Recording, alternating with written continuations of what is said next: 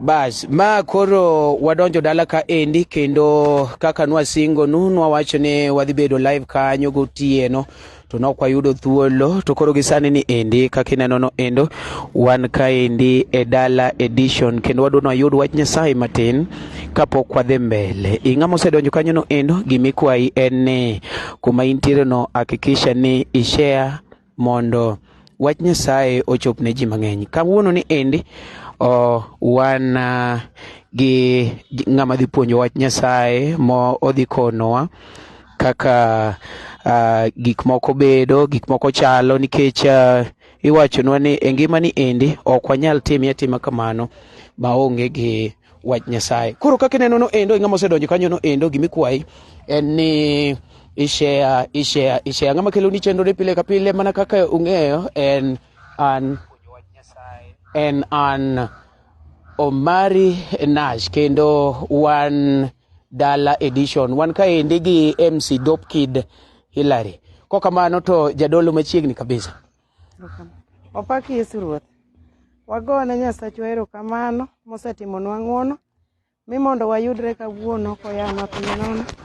Gi nyinge gan kare natini lija anyar gi Masumbi Nyasaye noloso nadak e piny Kamgundo Gongo South District. Okadhi ketho sawa dhi somo e Johana 1 Injili 45 ema wadhi some kod sana mawacho ni ya Filipo noyudo Nathaniel mowachone ni ya wasenwang'o jal mane Musa ondiko kuome e kitap chik kendo mane janabi bende ondiko kuome en Yesu wuod Joseph ja Nazareth. To Nathaniel nopenje ni ya bende gimoro maber diwuog Nazareth adier? Filipo nodwoke ni bi mondo ine. Walamo Nyasaye. Wuoro maler wamiyo nyingi duong' wagoni ni erokamano. Iseelonwa te wach ni Jehova to chung'e tok wechegi. Kata ka waweyo jowinjo Nyasaye mare nyalo chunje mondo winjo wach ni be wakaw wakete lweti. Dog jakora jawe chung' koda kalero gi kuom dakika manok nikech iluongi mantie nying Ruoth Yesu. Amen. Wasomo Johana Filipi 1 kare 45 mane Joseph nopenji kanowach Nathaniel kanoyudore to nopenjo ni gima ber bende diwuog e piny Nazareth adier. Kawuono nitie jowa mang'eny ma samoro Ruoth nyalo timo ng'wono kuonde moko manosenyier ma kawuono ne dho ji moko mopenjo ni gimoro maber be nyalo yudore ka ng'ane adieri.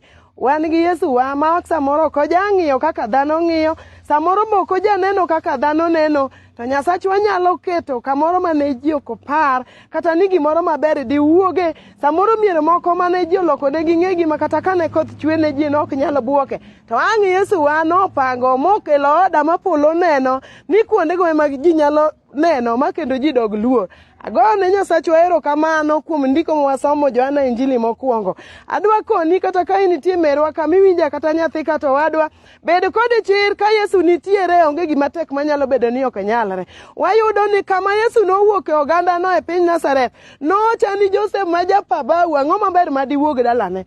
To wang' wapoka kuom ng'wono Yesu ma ja Nazareth nowuok kanyo mano obedo jawar mar piny kata mane dalani kata geno onge nitie gima ber ma ka Nyasachwa opango to gino nyalo wuok e dalani nyadichiel kendo. Emomiyo ajiwi gokinyi sane merwa kama intie ni kata bed ni geno osekethore ni chunyi ol nitie gima ber manyalo chako wuok e odi kod rangai kendo. Ndiko mar Nyasaye nowacho ka Nathaniel wacho koni bi mondo ine none gik maber jowadwa adwa koni ni kata ka wanitiere wasik waketo chunywa kuom Nyasachwa gi lamo pile ni gik mabeyo Nyasachwa opango kata mane utewa kapod gik mwadwaro kata lek poko gik nitie gima ber ma Nyasachwa nyalo pango nyadichiel. Adwa jiwi kata kama wanitieni ni kata ka in gi chuny moseol ma samoro winjo ka ji osewuoyo kuomi magalagala mineno ni selusop nitie gima ber nyadichiel manyalo chako wuok ka odi kendo. Kata ka nyathi nitiere samoro neno ka sombi ok dhi maber ka jonyuol ongego nitie gima ber ma ki Nyasachwa nyalo kelo kanyo kendo.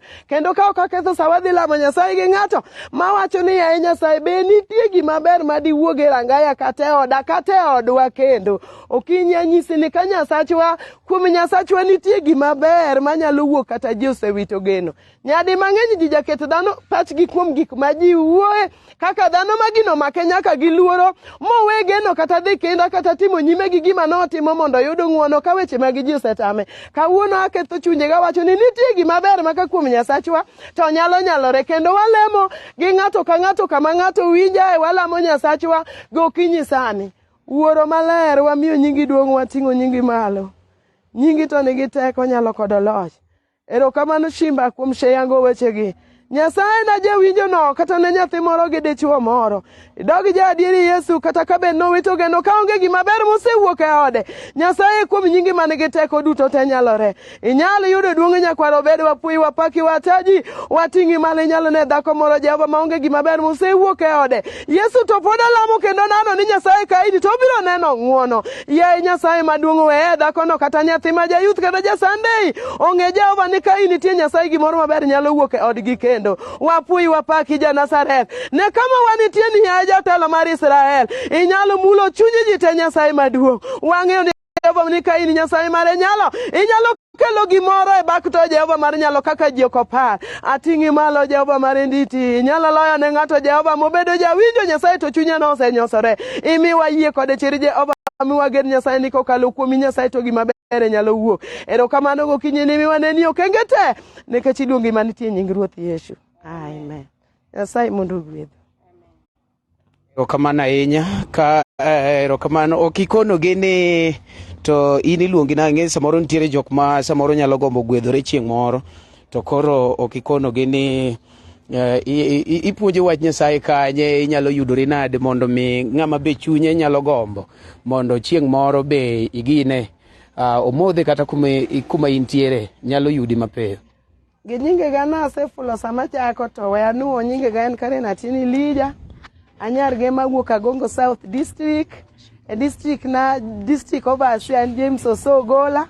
An jachung' mar mine kaka kamano to kanisa ma en Nyumba Pefa Church. Nyasaye kwe mondo gwedhi. To kaluwore gi sani kiche dhi mbele, maybe inyalo kono ng'ato nikech ing'eni ji neno alwora kumoro amora. Koro maybe inyalo yudo kare samoro un gi kiche kaka sani ma dwe ma joma ng'eny nigi kiche. Keni umbe un go? Gie sani wan gi kiche, watimo kiche. Nyokal District wan gi kiche e Nara Pefa Church. Okay. Wago erokamano ahinya. Neno ka Lamek wacho ni watching all the way from Mombasa, and I know jok mang'eny osebiro kanyo gi comments mopogore opogore. Ang' nakaw thuolo ni endi ami MC Dopki Dilari sama jayalo to koro wago erokamano. Wago erokamano ahinya kuom wach maber mimiyo wano endo. Ang'e ni jok mang'eny omodho kendo jok mang'eny opuonjore. Erokamano. Ang'e ni wabiro chako manyi next time kata kwa bire kanisa ni. Nyasaye mondo gwedhi. Erokamano. Bas, MC Dopkid, dongi winjo, koro dhe na kamera kacha mondi som na comments achiel ariyo adek ma ji nego kanyo no elo. Engineer would pick. Engineer wacho ni asedonjo ado winjo injili. Ya watu, eno donjo kwa uoki ya watu, ya wapole. Aya, Lamek oluoch wacho maber ni Nyasaye ber. CEO is right in. Willie da Prince wacho ni wach Nyasaye chakruok kendo e giko watching from Tanzania. Erokamano Omari kuom kelo warruok. Magi comment maneno ka. Ongerach wago erokamano ahinya ne ng'amono watch no endo nyaka we wachakoro muru kendo next time. Sane kaka wandala ni en injili winjo maber kabisa ni wan gi kiche omiyo bataka endi baneno ka wan gi jo Sunday ka endi gidhi kono. Aneno ka Kuli Personnel wacho ni mos na mama amor kode mokalo. Robert wacho ni watching from Lang'ata Barracks.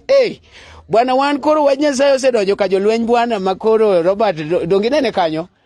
Ineno Robert wacho ni watching from ang'o? From Lang'ata. Lang'ata ngo bwana Somgido. Casto Nelson wacho ni live from Nairobi. Orao bedo bwana ngo miyo ine me in gi simu tane maneno koni. Dakisom gigo kaka gidonyo no Orao wacho nango. Orao wacho ni watching live from Kikuyu town. From Kikuyu town. Nelson odonyo bwana dwani gigo kaka gidonyo no. Nelson wacho maber ni longo. Longo. Wambe wago erokamano ahinya. Adhi ka thuolo ni endi nikech sachwok mondo mi wami jo Sunday gi mosa gikonwa kuma gidhiye mondo koponi nitie nyithindo moko kata jok moko ing'e jo Sunday be gwedhowa. Iyudo ka to fan to Sunday land to fan to ne mit mate yudo ka Nyasaye koro kanisa ber mokalo. Jo Sunday tafadhali biuru koni mondo wakaw thuolo matin nikech wan to koro watieko TV, jo TV wuok. Wacho maber ni luonga ni Gidman. Awinjo ko wacho ni luonga ne Gedman. Bwana ne miwauru performance achiel kende mondo kon jogi kuma untiere Nyasaye achiel. Gidwa ng'e ni bwana wan koro gino biro marach. Gin yawa ne bwana yawa Tovanto Cinderella Tovanto Cinde where me space adwa na me space maber maber kabisa. Space maber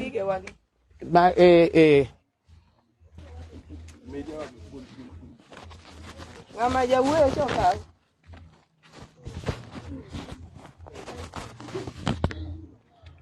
Ere ng'adhi wuoyo. Adwa kech.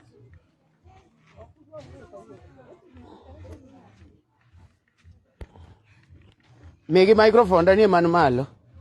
Microphone dani aneno ka ni malo kabisa megi marani. Mame. Marani megi. Donge binya mako nege mako. Odi mako maber. Bas mago jo Sunday badane mia uru performance achiel bwana mondo ukonwa kumodhe Wer moro kata gini.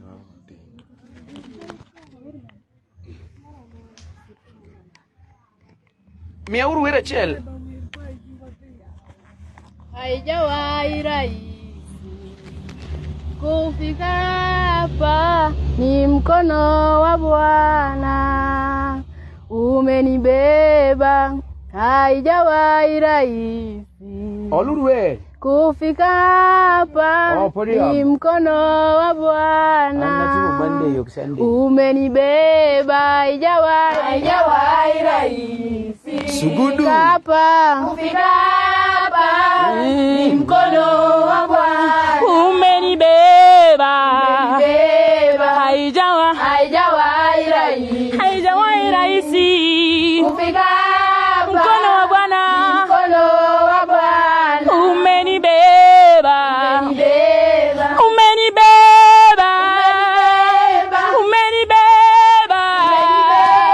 Mkono wa Bwana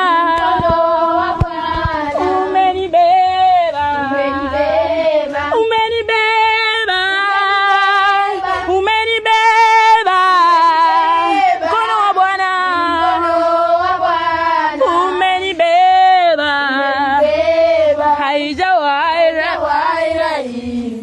Haijawahi kufika hapa, mkono wa Bwana umenibeba. Haijawahi rahisi mkono wa Bwana umenibeba.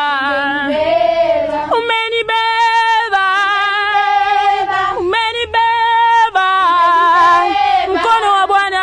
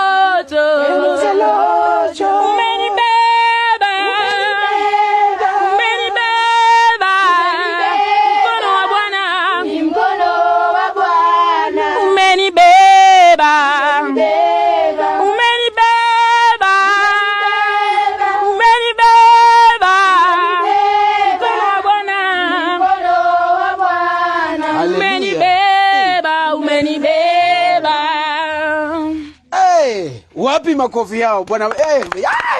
Good job. Aneno kae ndika daka matini kende, daka matini bwana. Ndogo Junior wajone Mati Omari pek. Ngama wacho kamano? Ndogo Junior karibu sana. No, kon Ndogo Junior ni koro twadonje lamo. Kendo sani to koro warach kabisa. We are streaming live from home.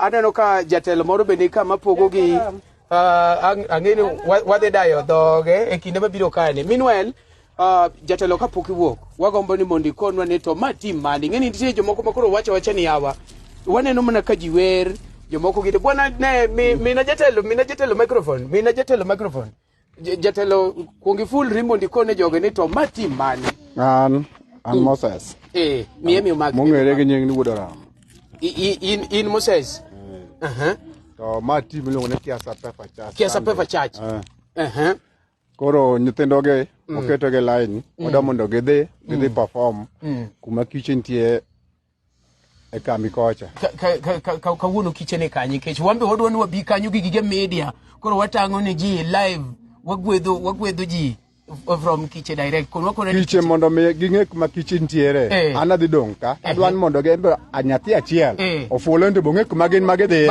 bas oma bika machiegno nyongo bika fulanto dhi kiche kanye ne iwacho ni to sweet kuomi ngama kitchen tiere wacho no kuma kitchen tie sweet kuomi ichako gi nyingi maber kabisa okena nani nara bika ifulo nyingi ifulo nyingi kanisa mia gi kuma kitchen tiere Anyinga Clinton Odhiambo aiwacho king'iyo kamera kone kamera ni kone Anyinga Clinton Odhiambo aya kanisa mar Kiasa Sunday School ma iluongo ni Children Ministry wadhi e kiche nara okay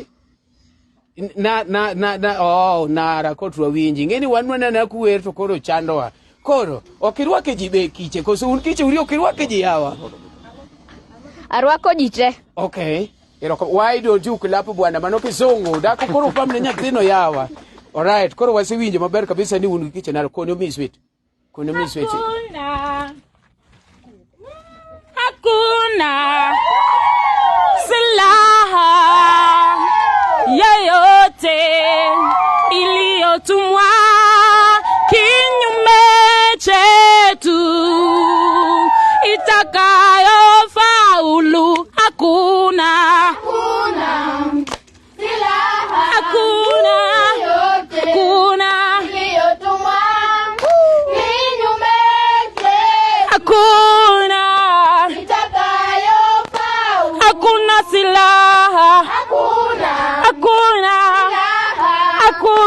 yoyote iliyotumwa kinyume chetu itakayofaulu. Maneno mabaya yaliyosemwa maishani mwetu na walio hai chini ya maji hata nchi kavu hayatafaulu. Hakuna yoyote iliyotumwa kinyume chetu itakayofaulu. Hakuna yoyote iliyotumwa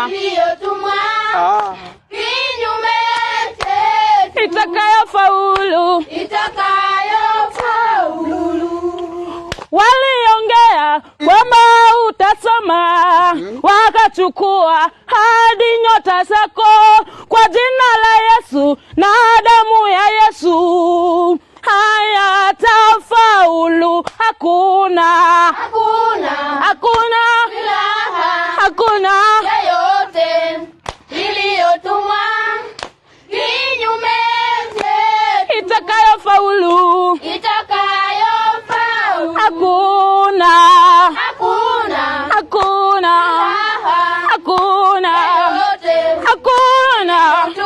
haitafika kinyume chetu itakayofaulu. Hakuna silaha yoyote iliyotumwa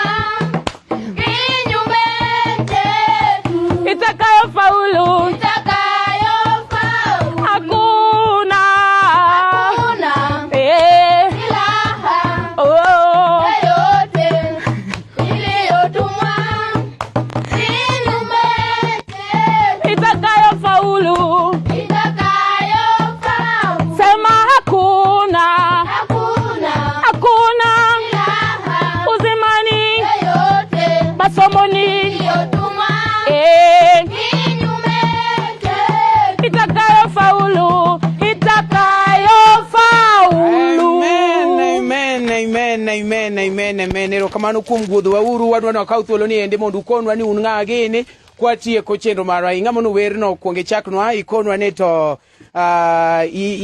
debed ni ine jawer ka koso e Sunday ka to ine timo ang'o to in iluonge ni ng'awa?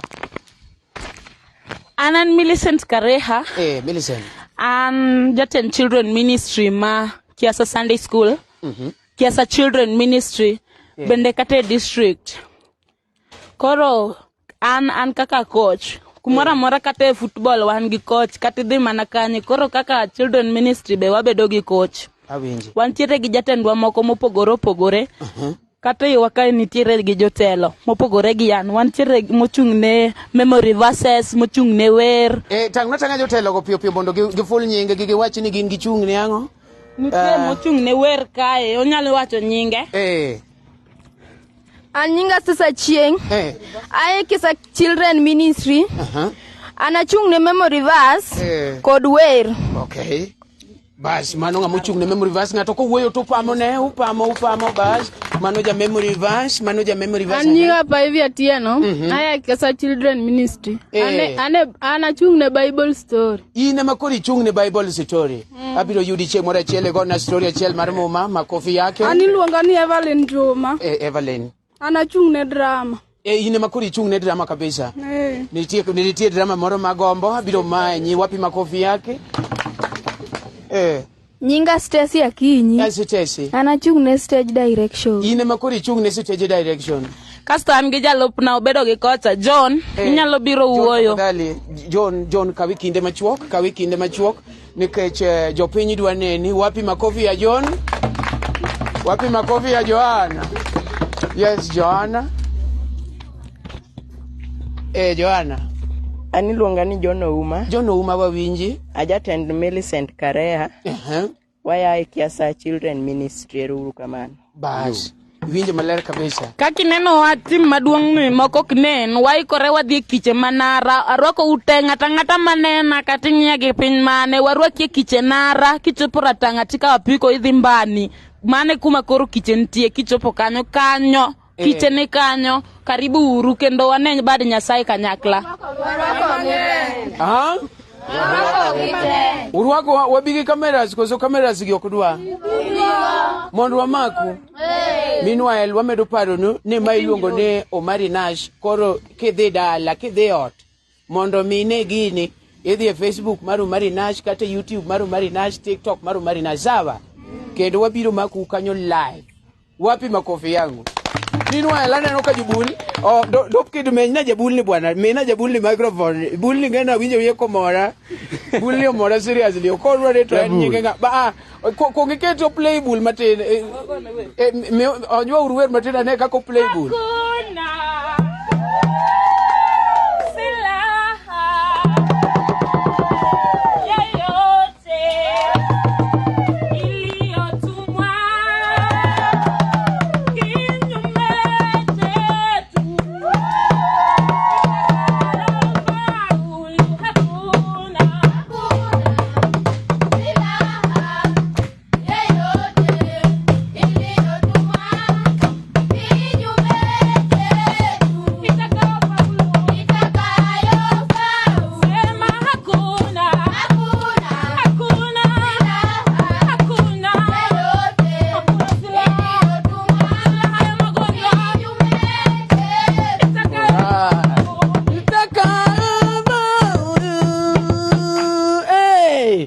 Kona ni jabul nyinge ngawa?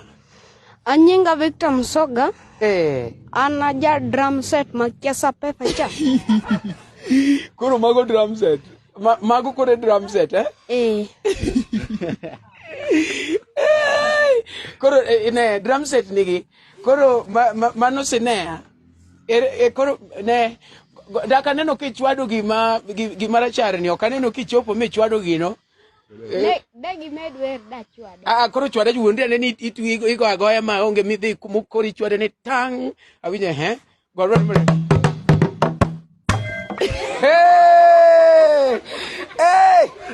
Olich wago erokamano ahinya dop kinde duok kode mondo watieki. Owacho ni ne Ndogo Junior penjo gimoro kanyo bwana dak isom gima Ndogo Junior penjo. Penja jogo ni bul pesa di. Penja jogo ni bul pesa di. Penja bul. Ya bul pesa di. Bul achiel 5,000.